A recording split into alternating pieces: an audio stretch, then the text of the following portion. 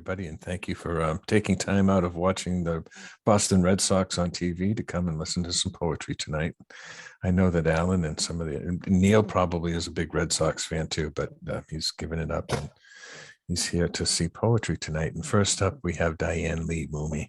She lives in Half Moon Bay, California, where she co-hosts a monthly poetry series called Coastside Poetry. She's very widely published. Her full bios and all of the information that I could make me jabber like a fool for the next 2 or 3 minutes is there. It will be in the chat page, and you can check out all of her publishing credits. She's been nominated for a Pushcart Prize, and her newest poetry collection, Make for Higher Ground, is available now from Barefoot Muse Press or from Amazon. So, ladies and gentlemen, a big round of applause and a hearty welcome for Diane Lee Moomi. Oh, thank you. Thank you so much for that introduction, and thank you for having me. I'd like to open with a couple poems about what, for me, are grounding and centering practices. For those unfamiliar with Tai Chi, each of the movements within the longer form has its own name, usually rather poetic. Sunday morning Tai Chi class. First, stand on the bubbling well, then grasp the sparrow by its tail. Turn, spin. The white crane spreads its wings. Play the moon guitar. Embrace the tiger, then return to the mountain. Turn, turn. Make sure to repulse the monkey while waving hands in the clouds. Turn. The golden pheasant is standing on one leg. The fair ladies weaving at the shuttle. Spin. Now step forward and salute the 7 stars of the Dipper. Step back to ride the tiger. Spin again, sweeping the lotus gently with one foot. Sunday morning. Earth turns slowly on its axis while I turn on mine.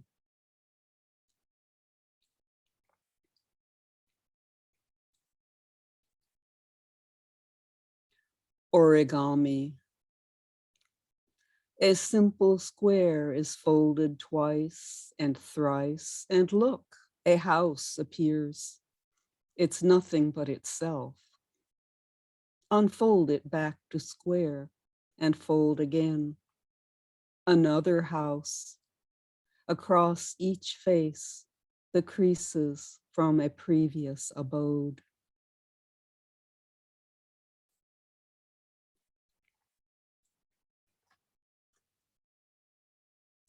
I'll continue on to a couple observations on the interface between human and nature.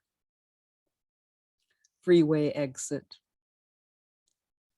Wild geese fly the 101, not quite on these 4 lanes now, north and 4 south plus median, but above us, a ragged line, its leader purposefully beating wind, long neck reaching, heading east along the exit ramp to Bayfront Park. Cousin geese wait there, surely, enough to make a quorum, enough to form the necessary V for the voyage south. Silent geese, these, what with the tires hiss and thumpings over potholes, what with the whistle of winds around my half-downed window, black beaks seem merely open, but oh, I know they are honking.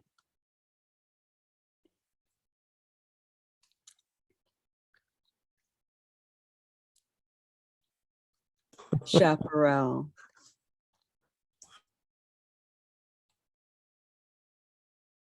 Chaparral. Your window width's enough of it tonight. Not for this hour, the bold outdoor stride of noontime. Foxtails stuck to denim, the click of boot heels on small rocks, the hiking stick. Your blinds reveal the moon dark slope divided into neat gray slices. When even that's too much, twist the plastic bar to lay the slats flat against the glass, turn up the radio, blot out the yucca and the sage, the calls of all that's feral. You know the wild is out there. That might be all you need tonight.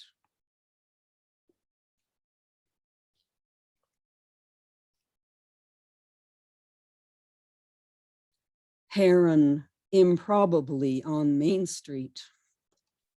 A heron, blue, great, flew over her roof today in heron fashion, the first she'd seen to levitate above her carapace of asphalt shingles, gray.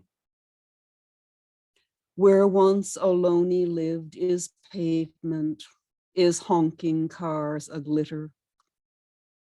Heron, the first she's seen this far from marsh or meadow, so far from creek or estuary, so far from meat and fish, flew in heron manner, cawed once, orange legs trailing, the wings as broad as bird is long, the plumy neck recurved, that odd boneless S.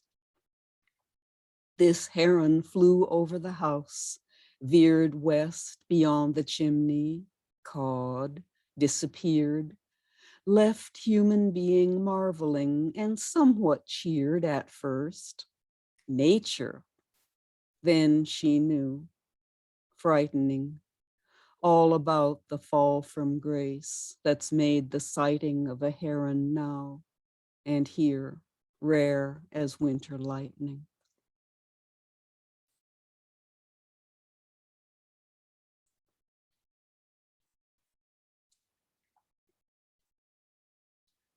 In tall red grasses once I found a nest, not far from where we parked the Chevy. Twigs and stems were finely twined. A speckled egg was empty. I took a yellow feather, left the rest. Above my head, the grasses closed and only traffic noises told the way back. I lost the place. 20 paces west and 30 north. I supposed we'd all return this summer, or at least in fall, but I lost your speckled shell, your feathers, path, the chance to see you, all. Or 30 paces south and 20 east. Just the once in this entire life have I ever asked the gift of flight.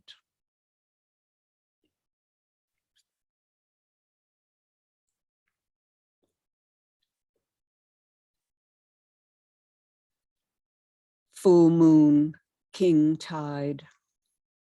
Breathe me in and out, draw me, take me in and out, carry, bear this body out to sea, out, bring me back drowned, sucked beneath, gone to ground, washed up, turned around on my home beach.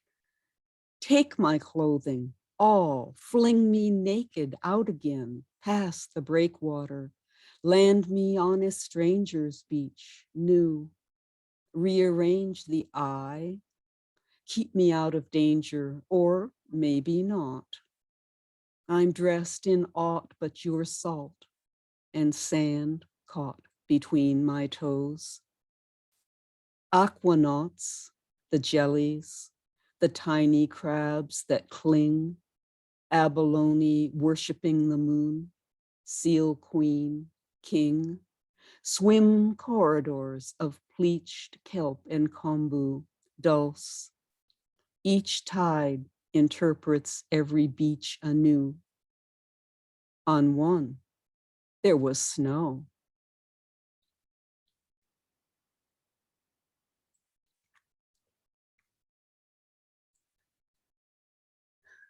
These next two pieces were composed shortly after the 2016 election.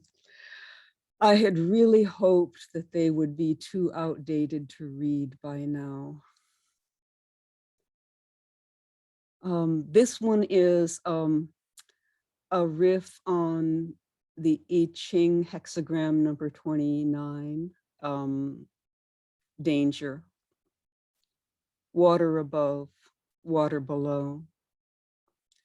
The lights are going out, dear, one by one. Circuits short. Listen, the crack of lines down, drowned by water rising from the dark beneath our feet. Wicks damp, go limp, collapse in lipid puddles, hissing. Flashlights flicker, fail in swamps new made by dams broken, oaths broken. Water goes where water will, filling. Water mixed with gas, soaking wood, bringing to the surface pestilence once hid. Listen, filaments of bulbs, bright, their wires thin as hairs now snap. Tungsten ringlets droop. One shakes the glass in disbelief, only tinkling within.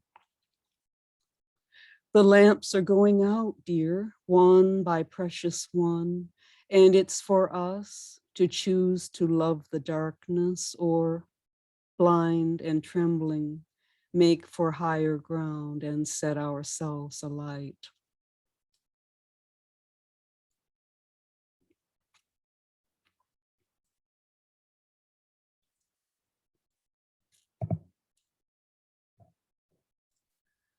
This is another riff on I Ching hexagram, number 57, penetrating influence. Primer for modern times. 1, locate lacuna, the gaps, the careless lapses. There will be one, at least, to right of center. A broken lock, aim.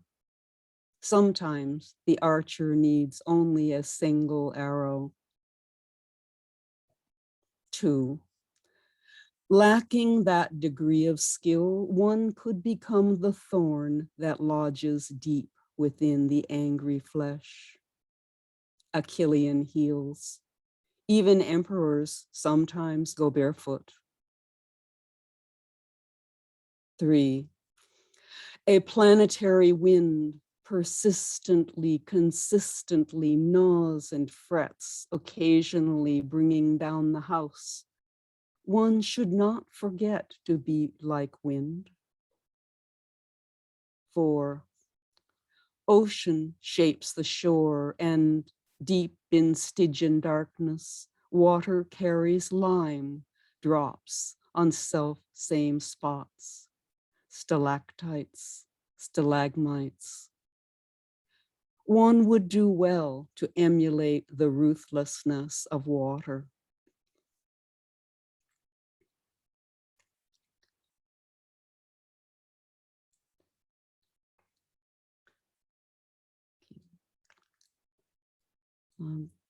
Next, I'd like to read a couple of love lost poems. The body speaks, no need to be told how. Infant body watches. Each year carves learning deeper into cells. Grown body speaks without speaking. The crossed arms, the open arms, the arms akimbo, the crossed legs, the tapping foot, the swinging foot, the shrug, the shaken finger, the finger, the smile and the frown, the head, the nod, yes, the shake, no, the shake from side to side, slight rocking, maybe, but probably not. The innocent body knows its own dance, the glossary of home, knows not of knowing only one, until waking one day in Kathmandu, he shook his head. Yes, he'd said, but I heard no and walked away.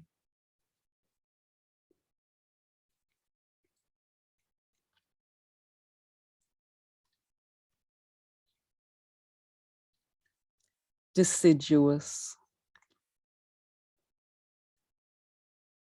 Our paddles dip in unison. We do this well together. My bow, your stern, the dog between. We've had a change of weather and only loons are talking now. Small snow, the empty trees, the delicate bones of hills behind. The black and white of these are all around our red canoe. Our silent maple blades in synchronistic change of sides drip with small cascades, and circle after circle grows across the empty lake. Behind, a swimming beaver slaps and wake is crossing wake. You bring us in, I tie the lines, the simple tasks of docking. I'm carrying our packs ashore, but only loons are talking. The do-si-do of making camp. We do this well together and hammer stakes in unison, unwrap the tent. We tether every corner tight. We kindle fire, cook. We meet the dark with sleeping bags, the dog between, and books. She rarely barks. We have had other winters, true. I always wondered then about our weather, when and if we'd see a spring again. Beneath the trees, our pages turn. The Coleman lantern hisses. The dog is snoring. We exchange the briefest goodnight kisses. Making coffee, breaking camp, we do this well together. But white gaps, wind, and lowered skies promise heavy weather.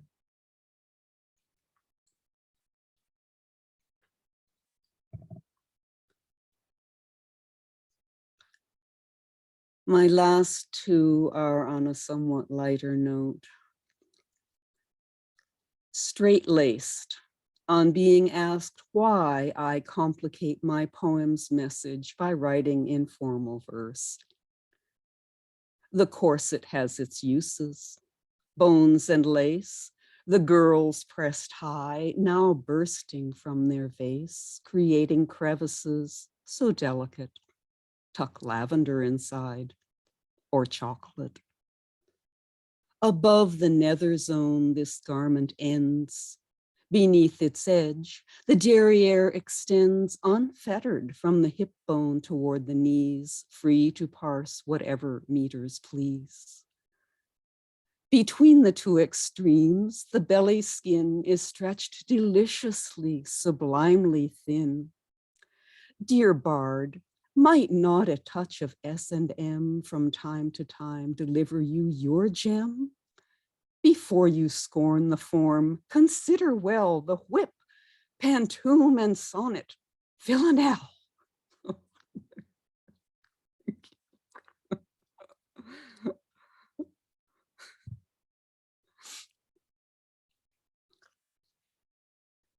I'll end with one about something I've missed probably the most during this pandemic,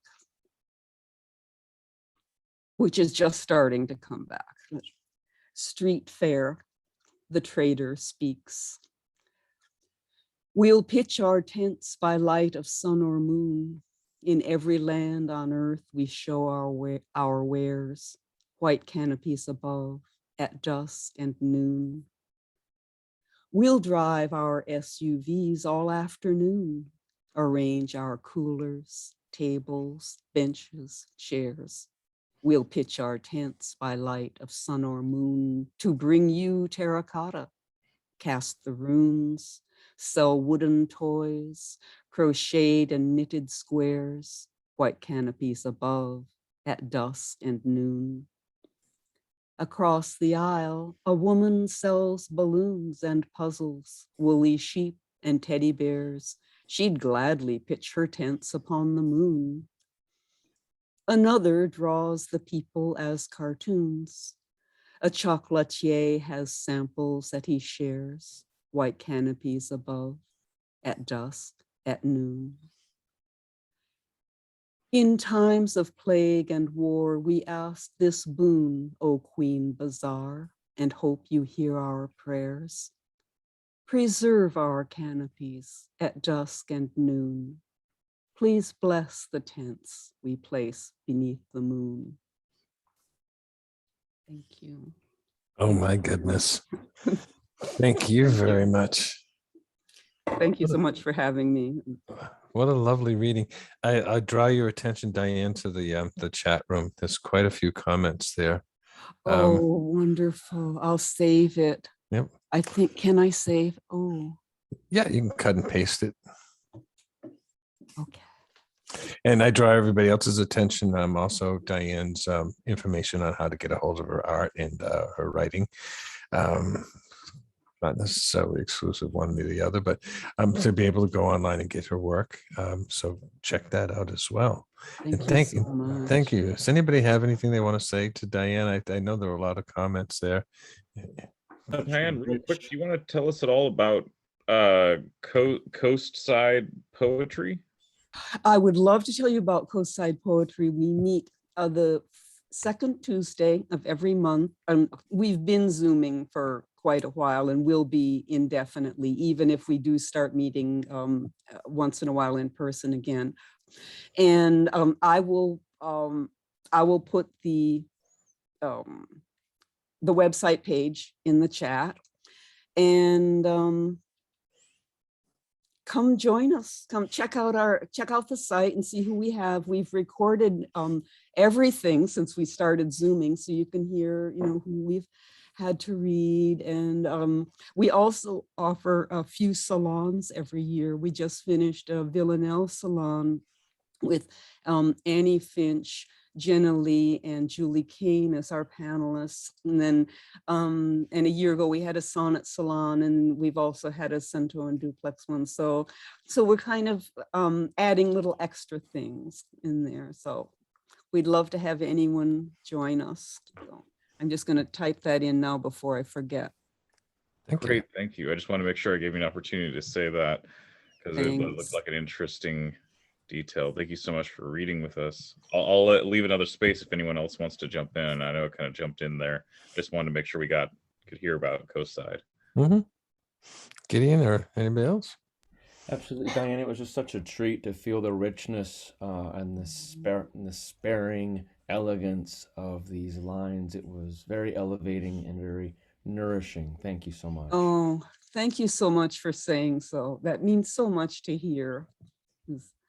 We write our poems, and we put them out there, and unless people say something, we don't know, right. What. That's right. So thank you. I'll be reaching out to you afterwards. Thank you. All right. So that brings us to the second reader. Judy Cronenfeld has been here before. Judy has been here with Pomelian, and I think once before that too. Is that correct, Judy? Did I lose Judy? She's muted. I'm here. Yeah. Just wisely unmuted myself. Yes. You'd read with us before Pomelian too, hadn't you? I think only in the open mic. Okay. Yep. And she's been a hard get since then. We've tried to schedule her a couple of times, and she's been like, no, I have other things I need to do. Well, what? And she's gotten those done, and thankfully everything has come out all right. I know that there was that C word has popped up, but Yes. I'm so glad that we were finally able to get Judy here. And Judy is the author of 4 full-length collections and 2 chapbooks of poetry. She's lecturer emerita at a creating writing department at the University of California, Riverside, and an associate editor of the online poetry journal Poemelian, and somebody that we really, really like. Ladies and gentlemen, please welcome for us, Judy Cronenfeld. Judy, take it away. I'm delighted to be here, truly delighted, and sorry that I missed that one time, and glad that the outcome was as good as it appears to be. So yes, fingers crossed for the future. yes, ma'am. I decided I would read one poem from each of my previous three books, and then read several from Groaning and Singing, which is coming out from Future Cycle Press in February 2022. So they will be of rather different types on occasion. They're all free verse, but I think a lot about sound when I write. And I think all of these poems that I've chosen tonight, or virtually all of them, have something to do with memory, which is one of my invocations to poetry. And also, in many cases, has something to do with cities. I'm a native New Yorker, and though I don't want to go back, I am completely and totally moved by cities, especially their humbler sections. So you can follow and see if I'm true in my description of my themes. This first poem is from my book, Light Lowering Diminished Sevenths, and the title is an allusion to Keats. Heard melodies are sweet, but those unheard are sweeter. Heard melodies. In front of the quick stop, I sit in my car, transfixed. On the radio, Mozart's little sonata in C, scarred long ago with exasperated, corrected notes. G, G. Piano loudly underscored by Miss Levitt, the first who didn't come to us for gossip, coffee, and cake. That fall and winter Mondays after school, I rode the L alone to the North Bronx and her deep porched frame house, shadowed by tenements. She would raise my wrists with her index finger, then sit down, fold her hands in her lap, and gaze at the busts of great composers on her windowsill until my first mistake. And now sforzando, this time stunning thunder.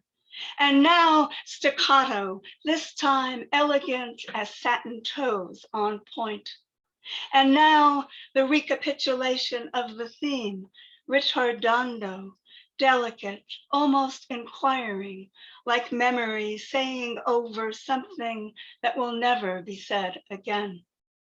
The sonata facile, the easy sonata, Miss Levitt observed, pressing the pages flat on the stand, but I labored, swaying, haunted over the bridge in the Andante cantabile to the minor key.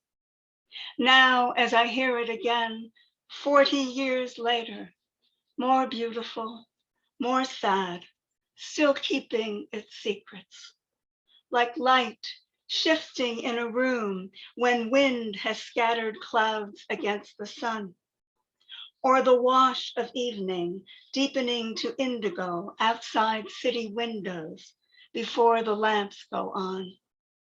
Everything in the music, in our lives, waiting, waiting. The next poem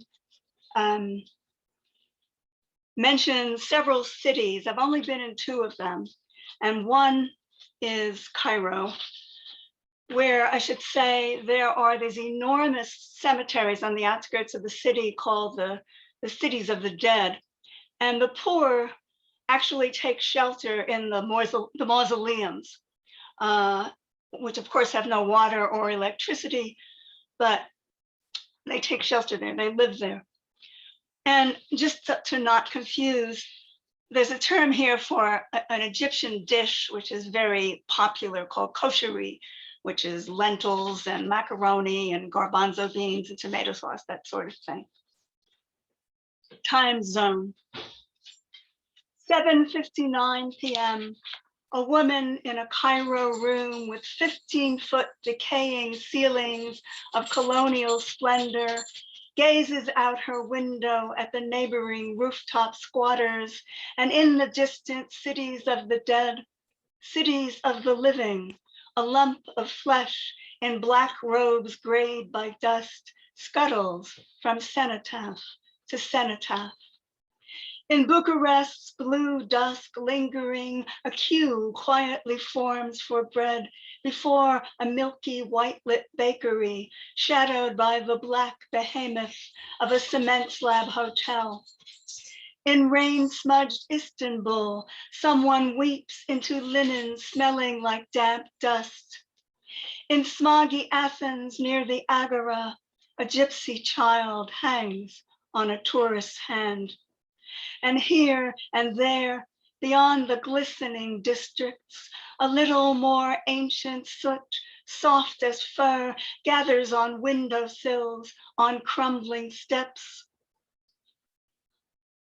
Tattered laundry stiffens a little more against chipped facades, and the solitary comers and goers turn down narrow streets on an eternal circuit from the newsstand to the market, a half-liter milk to chill in the rusty refrigerator as long as there's power, an apple and pear for the bowl in the dark, tiny kitchen, yellow shades drawn against summer. 8:01, and the woman lifts her gaze from the window. The black-robed form unwraps a bowl of kosheri. The queue grows longer by 3. The weeper gets up from her bed. The tourist shrugs the gypsy off. Now ghosts of all who've ever come to evening under roofs or in the open air in the cities of this time zone gather. In my own room, some press against my shoulder, trying to scan the news of dearth and deluge. Some watch juice drip from the knife that peels the pear.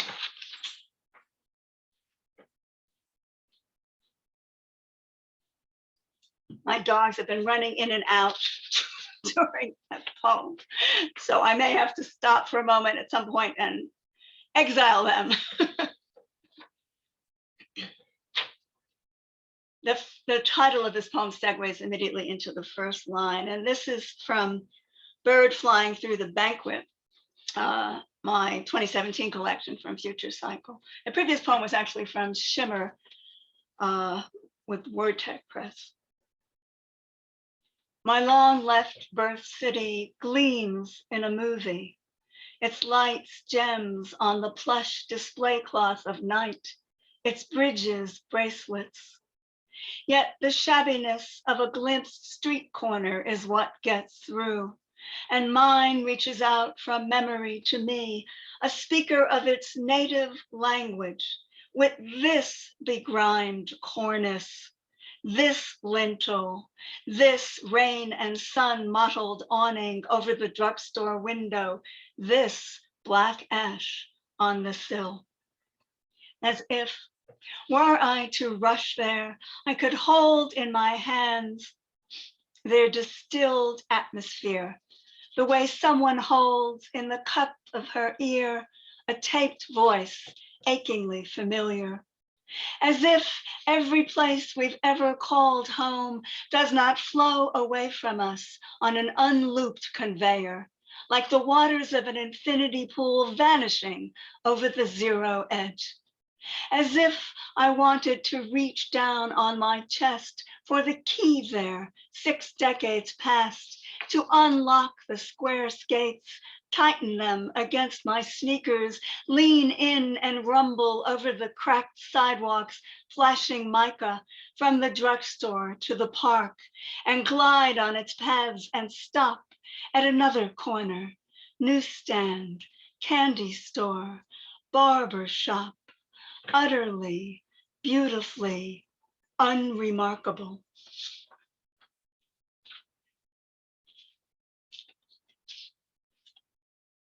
And now I'm moving on to poems that are from the collection that's coming out this coming year. On the roof. The tar-like surface was warm and sticky, as if it could be picked up and reshaped, and billowy as the ocean on a mild day. When mother, carrying the basket of wet laundry, and I, the bag of clothespins, emerged from the dim and narrow stairs that led from the 6th floor of our building to the roof, it took a moment to get our sea legs. This was so long ago, there were few TV aerials, and mother wore her tailored street dress, as if leaving our cramped and stale apartment to go up and out was equivalent to going downstairs. I was still too small to reach the clothesline, but I could hand her the worn, smooth wooden clothespins that looked like armless men with tiny, featureless, round heads. She fought the weight of wrung-out sheets and flopped them on the line, where gradually she stretched them out until they flapped like sails, white and brilliant in the windy sun, all at once trying to fly and staying in place. From that roof, all city dwellers' unseen presences en masse felt palpable to the far horizon. The sky, washed and rinsed with light, hung with thin drifts of stratus, was enormous as the prairies. I think of other roofs I've seen since then, the terrace roofs filled with tanners' dye pits, indigo, poppy, saffron in Marrakesh, roof patios in Damascus, on whose parapets mint and oregano grew in small pots. Even the roofs of Cairo high-rises, where squatters sheltered in fragile lean-tos shaded by fronds. And how all of us citizens could breathe a little better in the higher, freer air, and perhaps more than the magnates of my native city, surveying their infinity pools and glamorous views through penthouse windows, could feel the kinship of existing under the immense and common sky.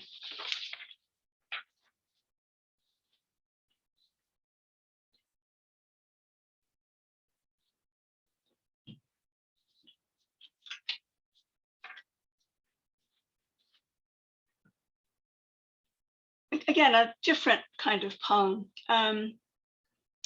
selling. Heads thrown back after one bubbly sip, the young in soft drink commercials seem as lavishly happy as lottery winners. They look the way we imagine ourselves on the stages of our dreams, glamorous, anointed, spotlit, our luck about to spill into graciousness. And even in ads for walk-in bathtubs, incontinence pull-ups, stair chairs, dementia care, the actors don't merely grin and bear it, but almost chortle, like Cheshire cats who just swallowed these amazing canaries, though the old they represent are more like expiring birds. But the worst soft pitch, these personal Christmas pictures I'm looking at again, taken years ago in the dementia wing of my father's retirement home. In another life, his face would say, "This is ridiculous," even if he played along, sat in the appointed armchair by the tree, and hugged the enormous white teddy bear prop as instructed. But he is in this current life and guilelessly presses his warm cheek against the bear's fuzzy one and stabilizes the bear's plump feet with his free hand as if they were a child's.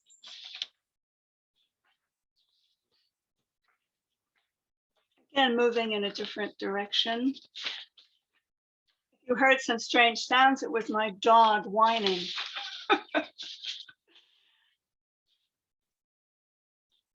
This poem has two Yiddish words. To kvetch is to complain, to kibitz is to joke around.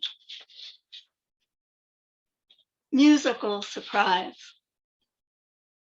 All through the klezmer concert at the synagogue, all through the wailing, laughing, talk-back violin, the clarinet cavorting and kazatskying, and climbing up to cry from the rooftops, the cymbals shushing and tisking, the sax keening and weeping its ecstasy of prayer.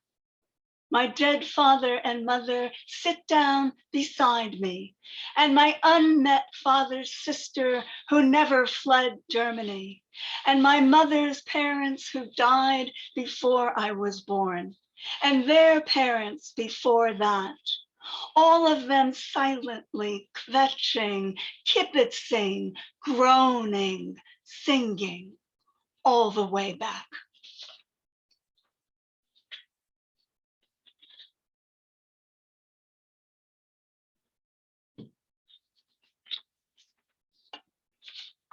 A longer poem than that one, which is very short. I need to make eye contact with Austin and get him not to whine. Shh, Austin. Distraction, speaking of which. Remember the silence of libraries, of the great public reading rooms, like snow falling and piling up indoors, yet not cold. Everyone hushed and private, the lamp of his mind turned on. And remember lying in bed with your book on the Saturday mornings of childhood, passing through the mirror or the secret door. No sound but the faint rasp of your index finger and thumb on the page's corner, and the slight luff of the turned page. How you looked up in surprise at the window's blaze of noon light. Remember on a summer porch, writing a long letter to a distant friend by hand in ink on many sheets of tissue-thin paper. A letter full of delicious news you imagined her savoring as you wrote. Remember the spacious days framed by waiting for her reply. One day, someone talks loudly on a new mobile phone in a public square, and it's as if the fourth wall of a house has crashed into the street. Yet the family inside blithely pursues its strident, no longer secret life. Soon the talkers gobble up the universal air. Now there are chimes all day inside your brambly, burry mind, which branches and branches and branches, though you yearn for it to land. Now you dream of strolling free through the empty streets of some imagined hamlet in France or Spain, all the shutters closed on a hot afternoon, your eyes lifted for a scrawl of birds in the high sky, the only sound, the church bells pealing the hour. It's so calm, Your ear traces their almost imperceptible trailing hum until the air gathers itself again. And I think we're at the 2 or 3 poem marker. Depending on my time, I think there's enough time. Gold. Such rare visits, and usually on the 3rd day, my middle-aged son, living a continent and ocean away, says, as if he's had a chance to ponder it, and it's quite a pleasant surprise. It's really nice to see you, Mom, and gives me a quick embrace, like a light wool shawl stolen from my shoulders, just as I begin to appreciate its warmth, which is notable nevertheless, because his greeting and goodbye hugs always preserve the space between us, like a band of insulating air, and make me think of the way men make even quicker work of mutual pats on the back. But this time, he was in the kitchen, rinsing dishes for the machine, and I was ferrying the last ones from the table, and everyone else was, I don't know, blocked out by the shine, when he said, it's really nice to see you, Mom. Can I have a hug? Praise memories pushed down storage unerased, praise swift retrieval. And of course, I said, depositing my dishes on the counter with tempered alacrity. It feels good to hug you, Mom, he said, during the long seconds beaten out like gold to blazing brilliance. And to hug you too, thickly, I murmured.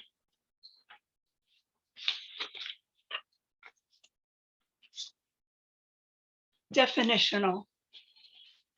Irresistible belly dance music on, we girls all alone during my quick visit from the opposite coast, shoulders wiggling, hips twitching, spring into crazy moves in my daughter's tiny living room in our jeans and tees. She with the munged cartilage excised from her right knee leading, I with my tender knees, one replaced, one not, and my 6-year-old granddaughter of the shy sidelong smile, the only one of us whole, all go for it.